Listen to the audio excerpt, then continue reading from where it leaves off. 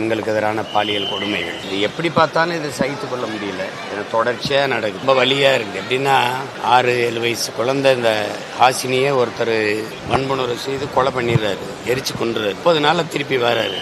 திருப்பி வந்து பெற்ற தாயே நீதிமன்றம் அவருக்கு தண்டனை நீக்கி விடுதலை செஞ்சிருக்கு. இந்த மாதிரி இதெல்லாம் பார்க்கும்போது இந்த மாதிரி குற்றங்கள் இது வந்து ஒரு பெரிய சாதாரணமாயிருது. இதெல்லாம் ஒரு பெரிய இது இல்லை அப்படின்னு ஆயிடுது. இப்படி பார்த்தாலும் இந்த சமூகம் வாழ்வதற்கு வாய்ப்பற்ற ஒரு நரகமாயிடுச்சுங்கிறதான் ஒரு கொடுமையானதாயிருச்சுன்னு நினைக்கிறேன். ஒரு செயல் இந்த மாதிரி செயலெல்லாம் பார்க்கும்போது ஒரு செயல் எதனால வருதுன்னா சிந்தனையின் வெளிப்பாடு தான். சிந்தனை எதிலிருந்து வருது?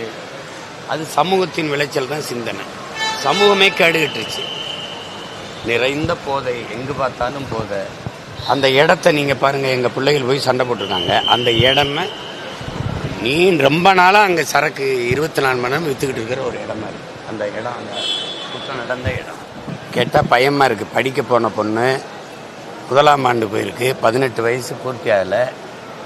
அது ஒரு பையனோட போய் நான் இரவு 11 மணிக்கு மேலே அது ஒரு தனியாக ஒரு இடத்துல போய் அவங்க சந்திக்க போயிருக்காங்க.